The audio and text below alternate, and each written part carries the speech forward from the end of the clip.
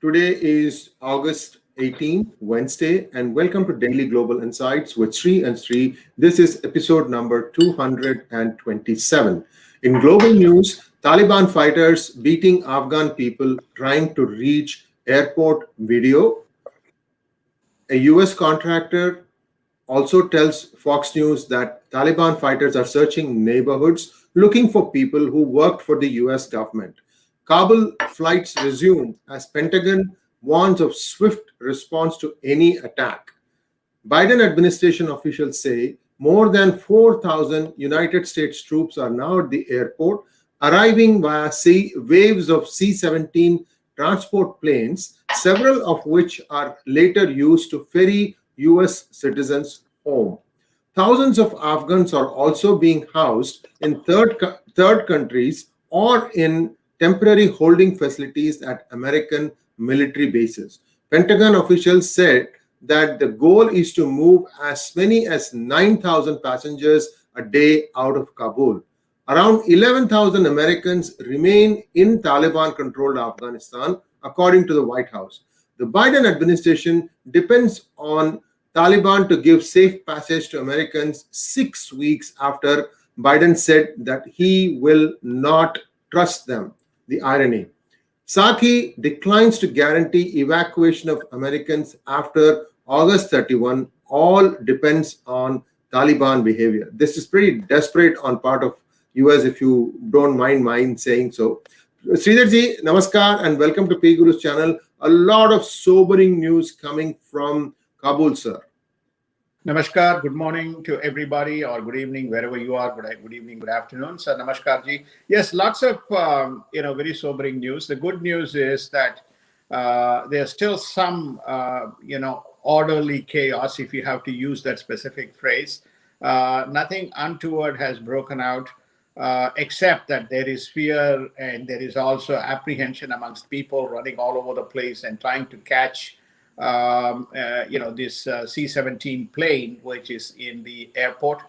The U.S. forces have taken charge of the airport, and at least there is the first plane has left, I think, with about 800 or 900 people on C-17 on board and making their way here.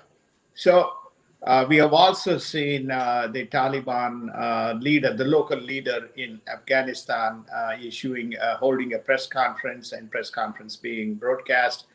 So right now, and things seems to be in order. We have also seen a video that was put up by New York Post, which shows all these Taliban, what you call the forces, in bumper cars in some entertainment park.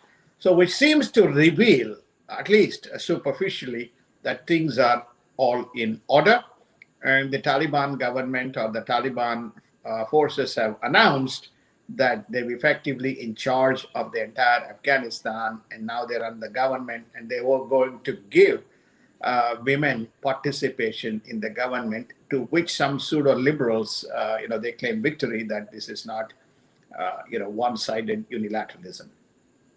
And Jake Sullivan, the National Security Advisor of the Biden administration, has this to say. The White House accepts responsibility for chaos in Afghanistan, and it says that the White House will be vigilant on national threat. Biden has not spoken to any global leader since the fall of Afghanistan to Taliban. The reported mastermind behind Taliban takeover, released from Guantanamo Bay by President Obama in Bergdahl prisoner swap in 2014, Taliban claims victory and says it seeks no revenge while behaving to the contrary. So there is some contrary behavior, but you see, these are like leopards can't change their stripes, sir. So what is it that the pseudo liberals are expecting? These people have been bred and brought up on hate of the West, especially. Well, I think first and foremost, the most important point is at least Jake Sullivan and John Kirby addressed the press yesterday to bring about some consistency. Uh, as far as the Jake Sullivan statement is concerned, which we need to touch on, it's quite sobering to see whether he is the hit guy who is going to take the hit, where he says that he takes the U.S. They take responsibility for the chaos that has been unleashed. He's also made a very startling revelation that for a president who is reliant on allies to deal with this situation, especially after the Monday meeting of the United Nations Security Council, not to have spoken with any leaders, and which is one of the reasons why there has been this startling criticism that has come from all around the world in terms of lack of visibility of the president. But as we started this show, Biden has cut short his vacation. He is back in the White House, or he will be back in the White House sometime, if he's not already in today. So this is a very startling revelation that you don't find the country which has spearheaded not being in the forefront, front, center, and back. So I think that's my first observation. And the second observation is that Taliban, this is the Taliban claiming victory that we have won, and the jihadi forces around the world claiming victory that they have ousted United States, is again a very sad reflection of how optics and strategy being badly played out by United States. And fortunately, the allies all left the moment they said, we have been reporting again in Daily Global Insights that most of the allies left first. And, the last set of people were, remnants of some of the UK and maybe even NATO and the Indian diplomats and so on. They all have now left. But the sobering thought process here is that there is no unified statements. Everybody is making their respective statements. There was nothing that came out by way of UNSC, press brief, which is to say we met, this is what has happened, and this is how we're going to deal with the situation. It's almost like, helter-skelter, reflecting that there is chaos in the international or global order. And whereas these fellows here, which is namely the Taliban and the other forces, they seem to be, what you call in harmony in claiming victory, when there's no victory to claim. When the announcement was made, the deal was struck with Taliban, facilitated by Qataris. Where is Qatar? There is no word from Qatar to say, look, we organized, we orchestrated, we have a footprint for the Taliban here, and all the meetings took place, which is the truth. Everybody knows about it. Statements were made, and we are going to make sure there's nothing from Qatar either in terms of what the story. So what it just tells you is that there's been complete lack of strategy on this exit planning that should have been far more orchestrated. And what is even more prepondering here is that they said it is not nation building. There's an audit report which shows that they have been in nation building for 20 years, 2 decades, and spent trillions of dollars. And there's some problems even in the accountability of these trillions. And Nikki Haley blasts Biden for the utter humiliation of America. House Foreign Affairs Committee ranking member Michael McCaul has warned that there is an even bigger threat than before of a 9/11 happening again on US soil. House Homeland Security member John Katko has warned that Afghanistan could turn out to become world headquarters of terrorism. So these all are people who have been expressing concerns all along. And now I think even many what I would call as left-leaning channels are being a little squeamish about what is happening or playing out in Afghanistan. Your thoughts, sir? No, I think I agree with your observations on this. One of the things that has been underplayed is the imminent threat emerging from very, very similar 9/11 like threat emerging from this fallout of the pullback or pullout from Afghanistan. It's not like that there is an immigration office, that there is a database, there is somebody being validated until they land in this country. What exactly is the process that some of them would have arrived already what exactly is the process that is going to be gone through. There's about 900 people have arrived. There's more people to come. As these people land, how exactly the process is going to be monitored and managed, begs the question. By the way, Jake Sullivan also said that they are concerned about the security threat and they'll be keeping a close watch.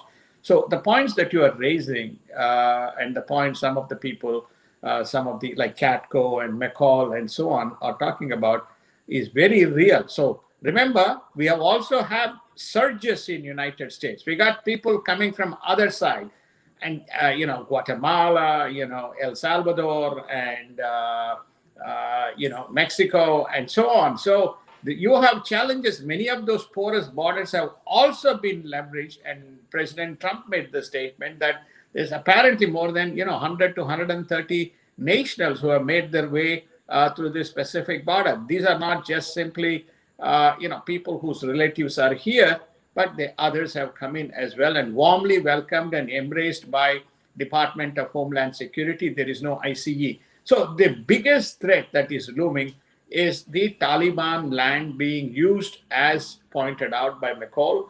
And the other one is right in United States. We may have brought all these people back, having sent all of them back into U.S. soil, having sent them back. So there's a big issue, sir, and more to come. And Biden's speech was disingenuous, former Reagan official warns, and that is the truth according to Sridhar Ji. He will explain in a little bit. Days after Taliban forces took control of Afghanistan, the US government watchdog agency for the reconstruction effort released a report recapping the many failures of the past 2 decades. Sir, there is one school of thought gaining momentum that the data about Afghanistan has been a lie all along, all through these 2 decades, about the preparedness of their army and everything. I don't know the truth from the chaff. I can't separate the grain from the chaff. Your thoughts on this, and what do you think about Biden's speech? We are still in shock in terms of trying to figure out. He says the buck stops with me, and he goes on to blame other people for what happened. What really is going on, sir? Well, I think that is reading a script. Okay, that's the first observation is reading a script. So he's prepared himself well by looking at the script that has been given to him, and he is playing the script. He's not using his brain, and he's not using his own analytical skills, and he's playing out the script. First and foremost, he basically said we are not in for nation building. Well, there's a lot of money that's been spent for nation building. Second, he basically said that, hey, the Afghan forces were unprepared to fight. Is that the case? No. There is a general who has stated they fought, and more than 50 to 60,000 people have lost their lives. So the story is, why did they not fight? What was told to them, and what exactly transpired? Were they told that there would be some kind of tacit logistical support provided for them to go in and fight? Well, we don't know. So therefore, clearly, it's not adding up with regard to that second point. I think the third point that that there would be an orderly kind of a transition, and Taliban will cooperate. Taliban never cooperates, right? Because there was nothing that was told that there's not. What's the negotiation that transpired, and what's the agreement that was done in Qatar, facilitated by the Qataris? Was that agreement fulfilled or met? We don't know, right? Because it's not like that United States decided to withdraw, basically heeding and doing some kind of a peace agreement with the Qataris. All the work was done with the president of Afghanistan. Then Mr. Biden made a statement. I've been assured by the president, and he's going to be in charge, and he's taking charge. I don't expect him. Please, you must really don't listen to my words, but please play out that video, and you will know for yourself when he says he's been disingenuous. It turns out this was the first guy who fled. Ashraf Ghani fled with the story. Now, who is the guy who is formed a government in exile? That is Mr. Ahmad Saleh, who is the deputy.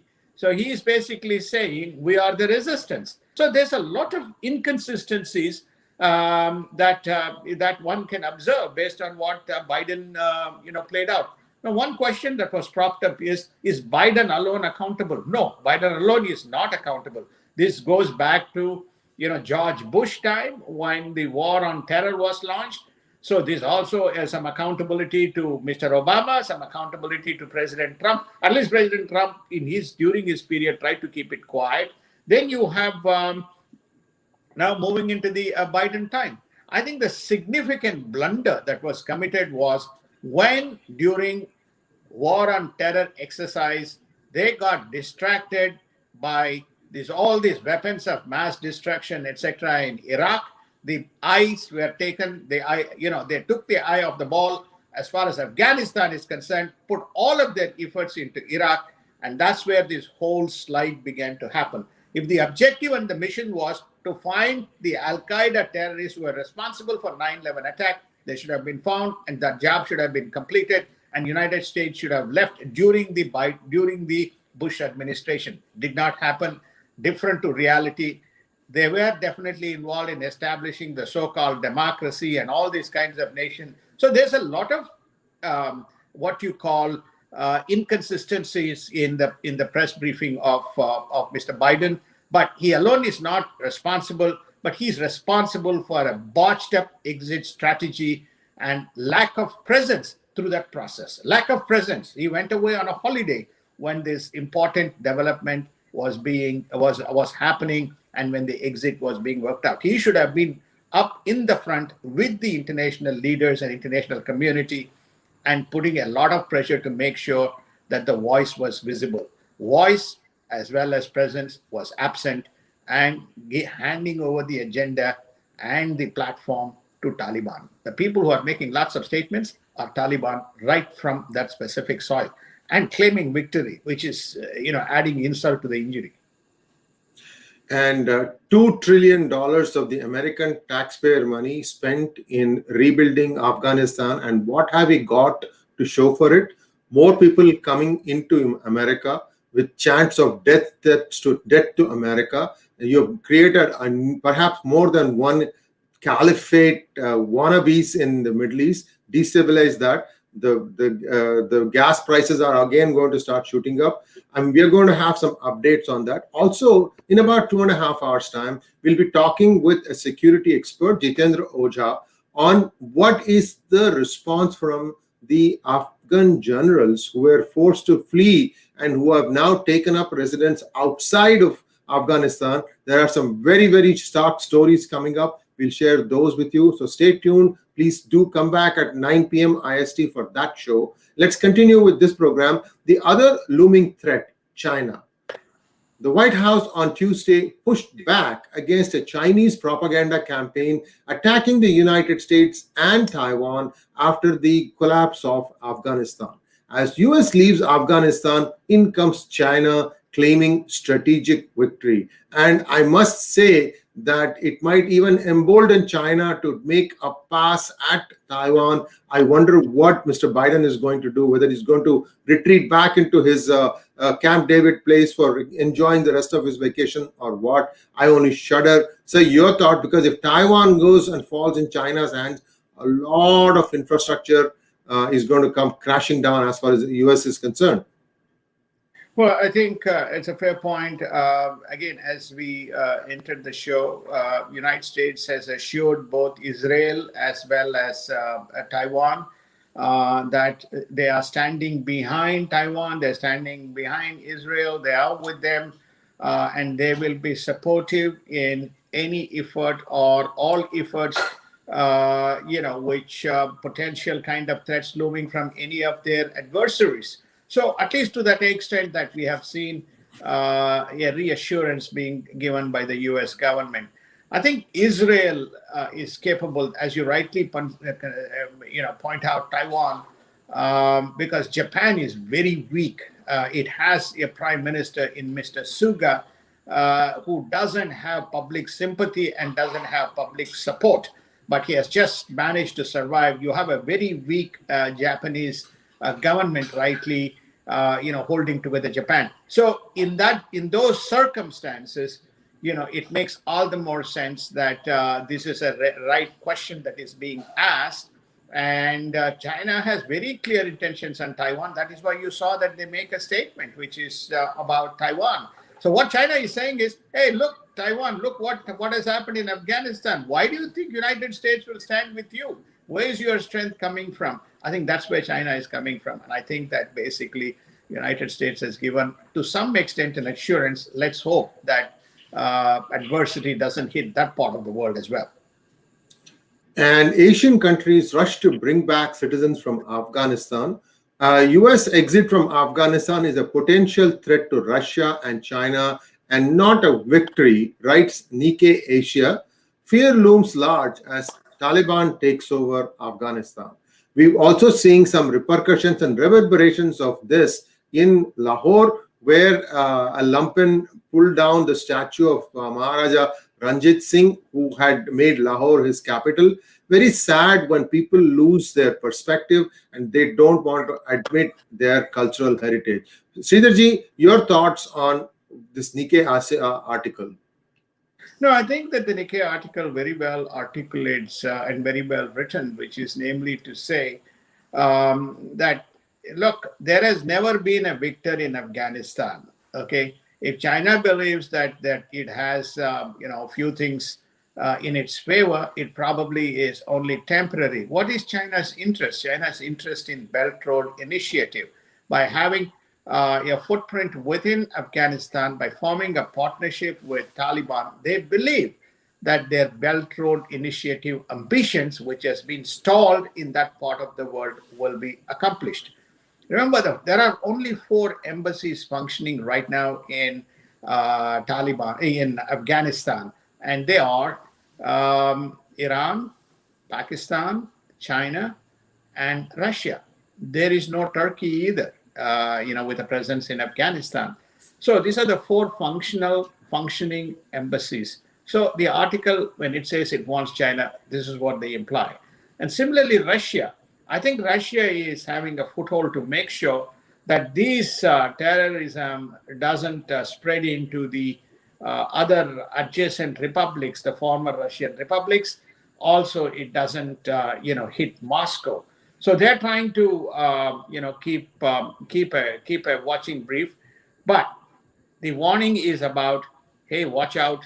Okay, look what has happened to United States. Look what has happened to you, Russia. China, you got a challenge in Uyghur. So to how long you are able to successfully thwart Pakistan, but will you be able to thwart Taliban with regard to what is happening in Uyghur? So these are the questions that's been raised, and I think rightly so. And Taliban warns United States that it must fully withdraw its troops by the 11th of September. Now, here is the irony. Now you have 4,000 troops going back in. The question that will perhaps be in every viewer's mind is, will the United States go and reoccupy Bagram Air Base? Because that was a huge investment again. And I don't know. I think it's better late than never. I think they should do that, and that needs to be there to kind of keep some semblance of control over what's going on. Because we also now see that the former Afghan Vice President, Amanullah Saleh, has declared himself as the caretaker president, and he calls on his supporters to join the resistance against Taliban. This is not Ghani, this is not Abdullah, this is not Hamid Karzai. He is the vice president. There were many vice presidents before the government got overthrown. He is one of those. He's the one who's saying that I am going to be leading the resistance movement. We have not heard from, I think, some other vice presidents who have a fair amount of clout in their warlords, really, especially in Khurramshahr and up in the north, where we are, Mazar-e-Sharif and so on. We still haven't heard from them. So we have to wait and see how that goes. Afghanistan, in simple terms, is in a mess with no clearly thought out exit strategy and a divided policy. It's a classic story of UN that has no relevance in a polarized world. With this, we can continue to our next section, which is US news. Sir, if there's anything that you would like to add before we go on to US news. No, I think that we should transition to US news. I think that we have captured, we have given, I believe, a summary of events as it unfolded to where we are as we got into today's session. So it's a, I think it's a decent and exhaustive coverage of various activities that has unfolded. As far as India is concerned, we'll cover in the Indian section, but Yeah. otherwise, I think we have covered everything, sir. Thank you. Let's move on to United States news. In a major victory, the Interior Department announced that it would now resume new oil and gas leasing on public lands to comply with a federal court order, but environmentalists are not happy about it.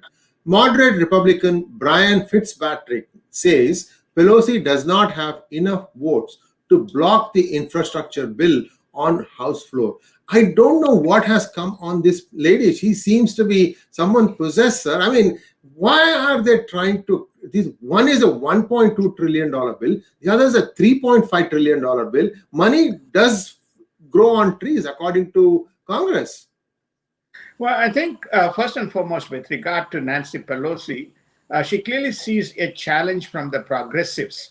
And so my view is that this is a kind of a looming political battle that is going on. So she's trying to balance, but she's not demonstrating leadership. She should have said, if it is so important, the money is so important, which, by the way, we showed in an empirical graph that the cash infused into the economy from March, April last year to the last tranche that happened in December, the money is more than enough. We have a V-shaped bent. We have also reported that there is enough liquidity in the system, enough cash in the accounts of the people.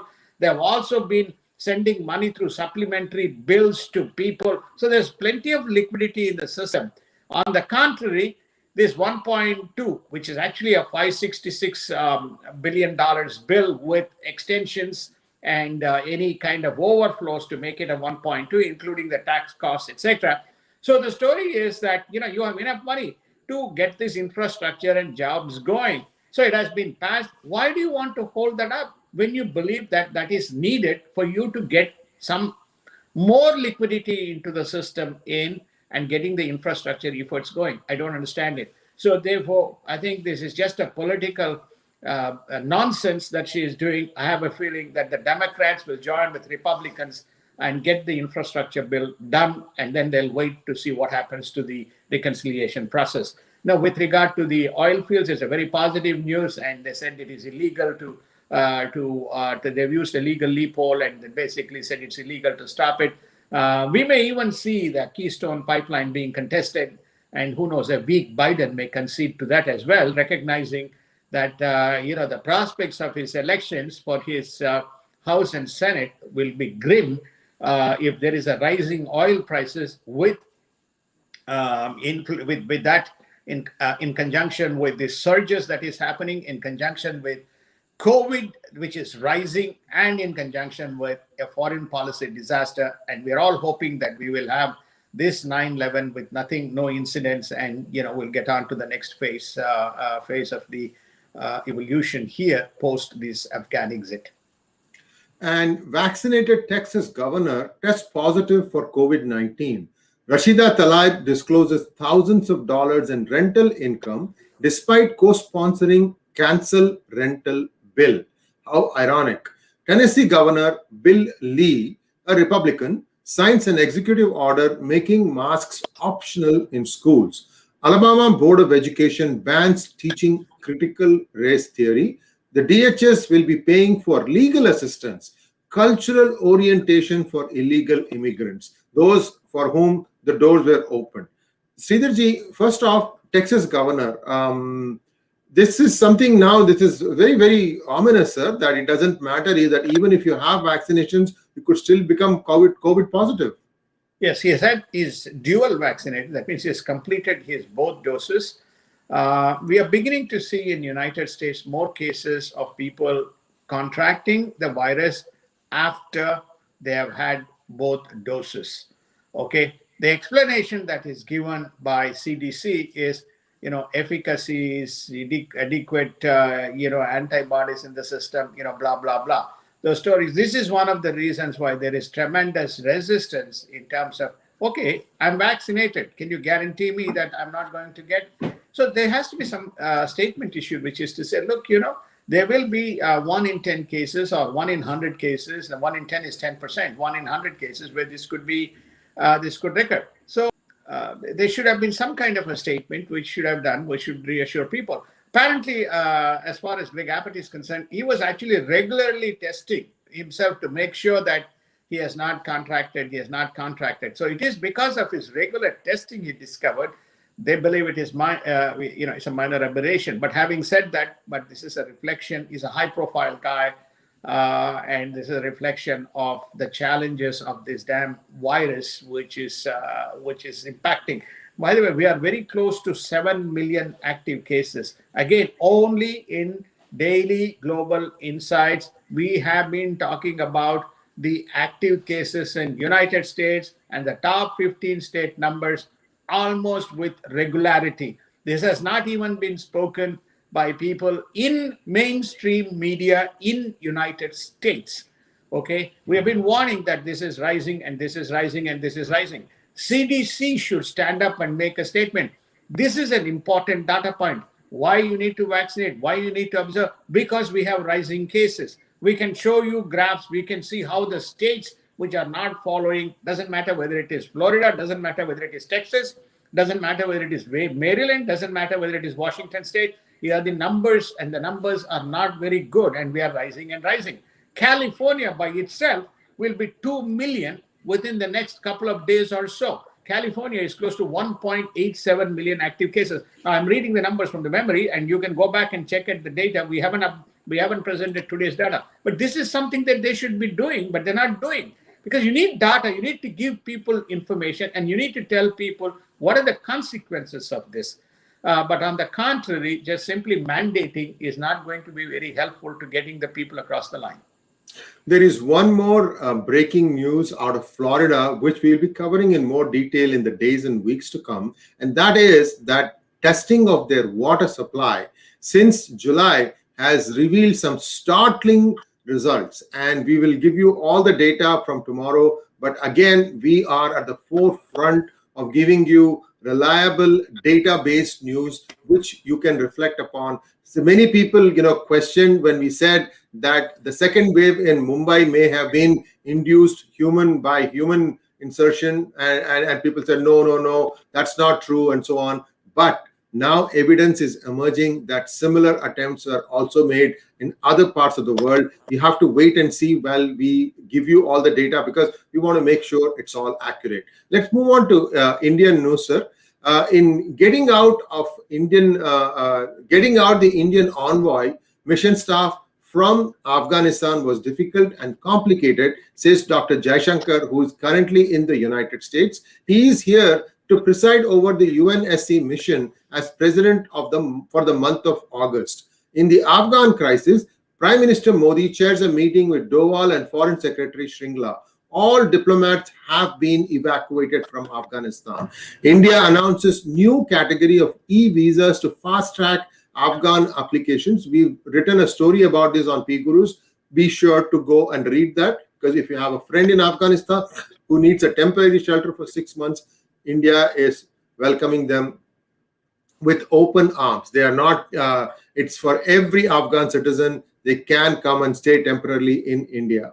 Government gives conditional nod to 10 organizations for use of drones for specific purposes. 1.13 crore or more houses were sanctioned under Pradhan Mantri Awas Yojana urban schemes so far.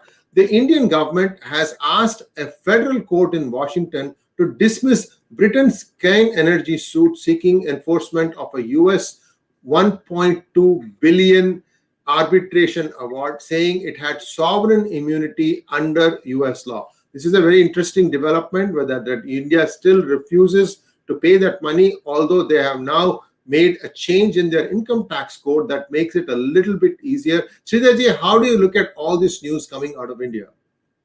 First and foremost, I think that they seem to have done a pretty good job in Afghanistan thus far. So we also saw a video played out by some of the people, close to about 150 or 200 people getting out, and people being very happy. When Dr. Jaishankar says difficulties, remember that the Bagram airport, it's now called as the Karzai International Airport. They were fired at from by Taliban until the U.S. forces came in and secured the airport. So I think that they work closely and they've been able to use the diplomatic connections and coordinated very well with the international community in making sure that the Indian workers and diplomatic staff are coming out. The e-visa is a good cause, but one has to be very careful because India has so many contradicting and convolutions in terms of these various visa policies, especially within the context of CAA. With regard to what you call the drones, I think it's a pretty good move that they have made to leverage. That's being used for example, Karnataka government has been given for, looking at the land rights and granting of, what you call the titles. Then Mahindra and Mahindra, and there is also a the agro chemicals company that is looking at it from agro development point of view and soil enrichment and fertilization. So I think that's a very good move that India has done to leverage technology to its advantage. This program that Prime Minister has launched, which is one of the four main kind of planks of his, Awas Yojana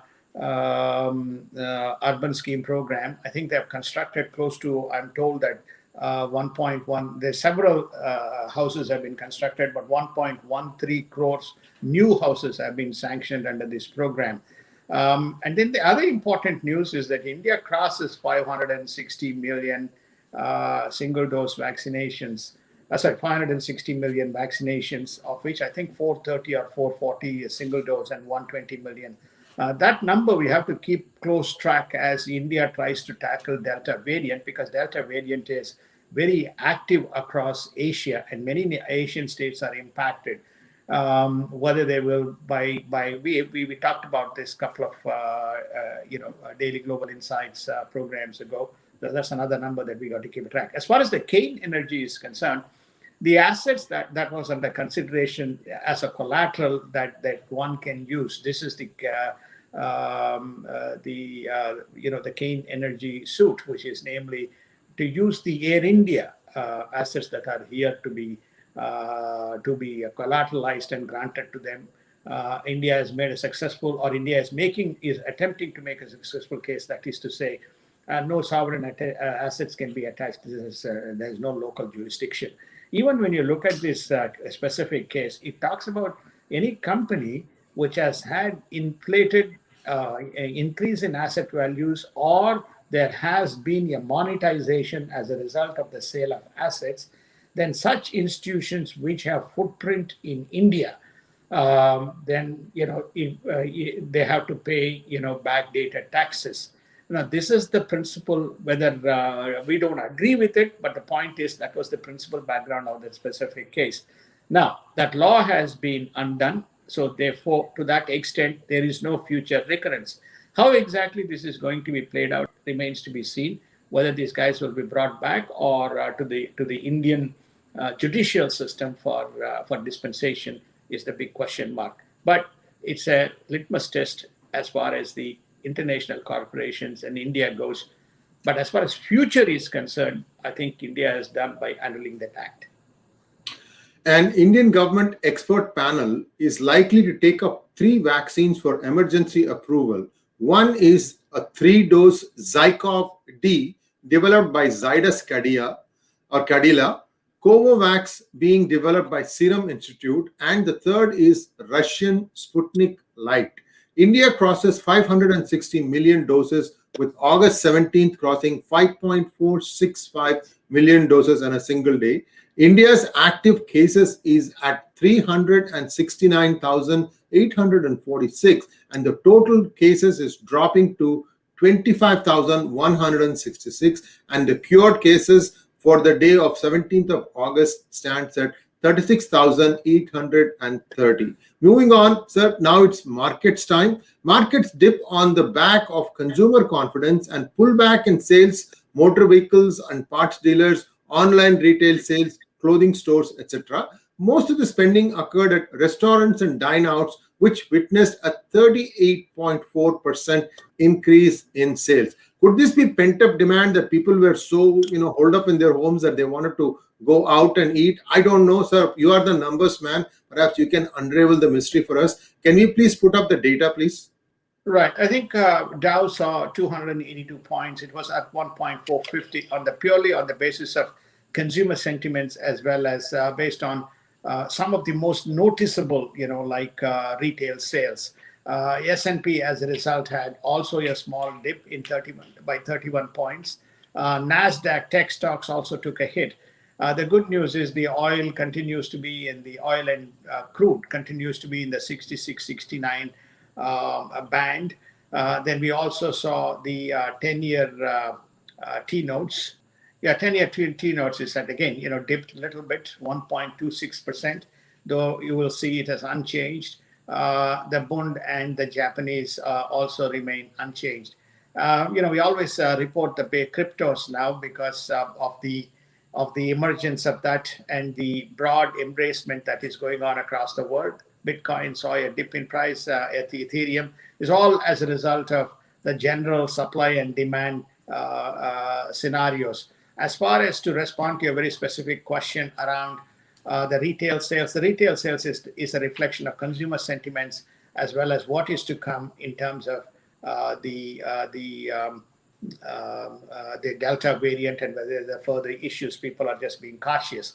As far as the restaurant sales are concerned, I mean, everybody is aware of this. In the United States, most of the people very seldom cook at home. Everybody eats outside.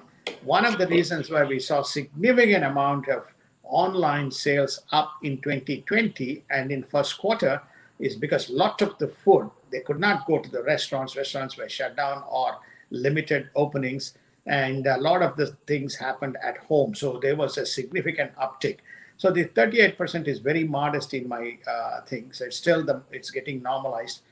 Remember that we have a new mandate in place in many states. The mandate is you have to have an ID. You have to demonstrate that you are vaccinated, but you have taken 2 vaccines, and you still needs to go in masked. And then, of course, you can eat wearing masks. The story is everybody has a normal dining. The in-house or sit-in has also been lifted because of these vaccinations, and you can sit out. Previously there was sit out, now sit in and sit out both allowed. So you're beginning to see some normalization and people anxious to get out and start eating. So that's where you're seeing the rise in numbers. As you rightly said, it's a pent-up demand and it is returning to normalcy after pandemic, if one has to use that phrase. Thank you very much, sir. And that concludes episode 227. We'll be back tomorrow bright and early. Do join us. Do like our program as soon as we start broadcasting, because this will help it reach many, many more viewers. Thank you very much once again, Sridharji, and we'll be back tomorrow. Namaskar. Namaskar. Thank you so much. Have a wonderful day and have a wonderful evening.